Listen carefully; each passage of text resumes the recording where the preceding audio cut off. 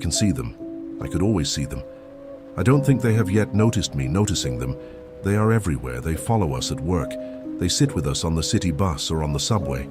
They are there when we eat, watch TV, sleep, even when we fuck. They whisper to us, they whisper and we hear them. We believe we are experiencing random thoughts or having nervous breakdowns or simply going insane, but it is them. They are watching, whispering, waiting.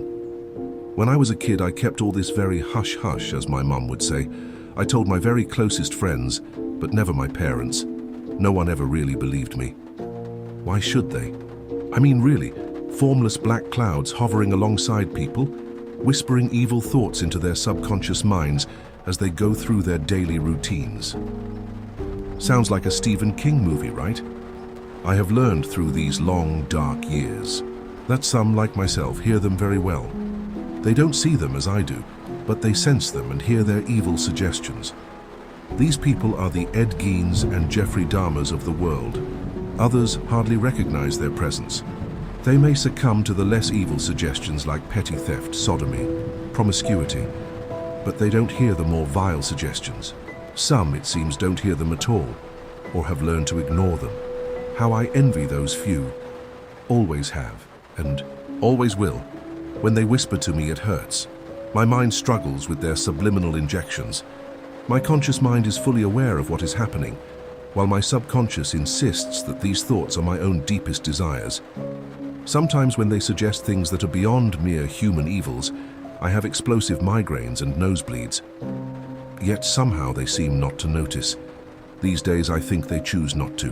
Whatever the case, I can't live like this anymore. Watching the world fall apart around me, knowing the cause, yet unable to stop it. I am writing this because I have decided to end it all. I am hopeful that there may be others like me. Others who may in time devise a way to stop them, maybe even eradicate them. I dream of a world without their influence, and it is that which has driven me to this point. Goodbye, world. May you fare better than I. I slide my chair away from the desk. Sighing heavily, I head to the kitchen for one last shot of bourbon. Man, am I going to miss this taste. Knowing my immediate future, I decide that another one, 2, even 3 shots isn't such a bad idea. They go down smooth, full of flavor, and with that slight bite that I love. As the bourbon slowly slips into my bloodstream, I can feel the buzz stirring and growing in my head. It is a welcome feeling, calming and steadying my nerves for the work ahead of me. I glance one last time at my computer screen, scanning over what is to become my last will and testament. I shrug as I turn away and head to the stairs, toward my bedroom, my gun cabinet, my sweet, long-awaited release from this madness that has become my life. As I reach into my pocket for the key to the cabinet, I pause, arguing with myself. It doesn't have to be this way, I think to myself. You could go on living just fine. You just ignore the state of the world like everyone else. These arguments were valid, but I can't abide. I know better. I may be able to live that way for a few more years, but the more I see, the less I feel like living. It has to be.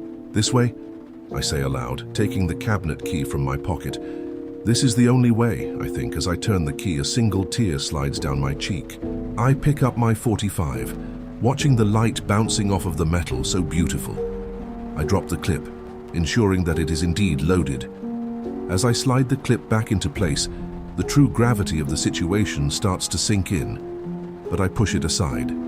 With the loaded gun in hand, I sit down on the edge of my bed. My heart begins to race, my hands slightly shaking as I place the barrel against my temple. I draw in a deep breath and release it in a heavy sigh as I squeeze the trigger. Darkness. All. Around me, I'm falling. As I sink into the darkness, a loud, thunderous voice pierces my thoughts. It speaks directly into my mind, and I begin to understand my situation. Mark Pinkerton. How I did weep at having to remove your name from the book of life. You have broken my heart, Mark, but you knew what you were doing, and I must take action. You have committed the one sin that cannot be forgiven. Because of this, not only can I not accept you into my kingdom, but hell has a special place for you now, Mark. Goodbye, my son. As I fall, I begin to sob. I had never even imagined that God was there, that he was in fact watching me, or even that an afterlife existed. Had I known then what I know now, my life would not have been what it was or what it is. Suddenly I land, smashing into a surface that feels like concrete or asphalt. Pain courses through my body from my head to my feet. Dazed in pain and beyond confused, I push myself into a sitting position. I groan groggily, my brain still trying to comprehend what is happening as my eyes adjust to the darkness to a degree I would never have dreamed possible. That's when I see them. They are here. How could they be here? Is it not their job to influence the living? They glide just above the floor, formless black clouds churning and roiling like the sea. I can't move, frozen in place by sheer terror as I realize that now they can see me. There are at least a dozen of them floating around me in a circle. Then, suddenly, I feel my wrists and ankles encircled in their freezing cold darkness, and I am lifted from the floor. As I hang there, I begin to see another form emerging from the darkness, a face that can only be described as artfully chiseled, framed by long blonde hair and home to the most beautiful blue eyes I've ever seen. Within moments, I can see that this face is attached to the body of a Greek god. He is the most perfectly built man I have ever seen, but I know that he is not truly a man. As he approaches, the black clouds break their circle to allow him passage. He stops a foot in front of me and smiles. "Mark, my dear boy, we've been expecting you." At this, he leans in until his nose is almost touching mine and stares deeply into my eyes. He then gently takes my face and turns it left and right. "Ah, yes," he speaks in a voice as smooth as silk. "You will fit in quite nicely here, Mark." He then turned around and strode off into the darkness. As soon as he's no longer visible, the black clouds reform their circle and it begins to close. I black out. When I come to, I'm strapped to a chair. It reminds me of old Sparky from the Green Mile. My arms and legs are buckled tightly into leather straps, my head restrained as well. One of the black clouds floats towards me now with a long protrusion sticking out of its right side. Perhaps an arm. It is holding a device that resembles a soldering iron with a thick black cable plugged into the bottom. The cable stretches off into the darkness, where I can faintly hear screaming, crying, and heavy machinery. In one swift, hardly visible motion, the black cloud pierces my temple. With the device, and I howl in agony. As I strain against my restraints, my vision blurs and becomes darkness, and my hearing dwindles into deafness.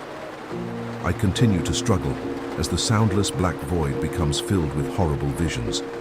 I am shown the most grotesque and horrendous scenes from mankind's violent reign of terror upon the earth.